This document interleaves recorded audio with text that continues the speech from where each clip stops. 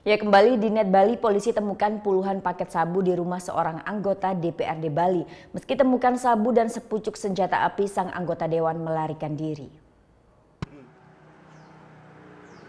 Sejak Jumat malam, petugas dari Polresta Denpasar menggerebek rumah salah satu anggota DPRD Provinsi Bali. Sabtu sore, petugas melanjutkan pemeriksaan di rumah milik anggota dewan berinisial JG.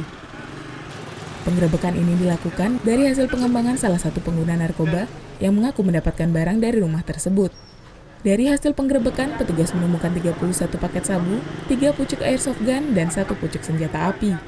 Selain itu, petugas juga menemukan 6 ruangan khusus untuk pemakai. Namun, saat penggerebekan, petugas tidak menemukan oknum anggota dewan tersebut. Dia tempat yang digerebek? Dia tidak ada di tempat. Tidak ada di tempat.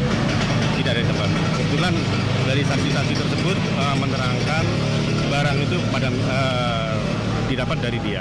Oh, atas perintah dia. Dia pemilik barang itu maksudnya. Iya. Dia juga pemakai. Iya. Jual, pengedar. Iya, pengedar jual. Hingga saat ini pihak kepolisian masih melakukan pengejaran terhadap oknum anggota DPRD tersebut.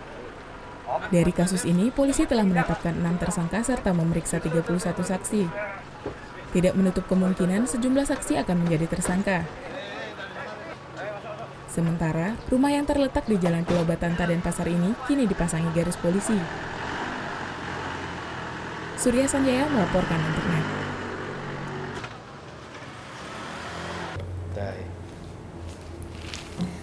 Udah selesai kan nontonnya? Nah, jadi jangan lupa buat like, komen, dan subscribe ya.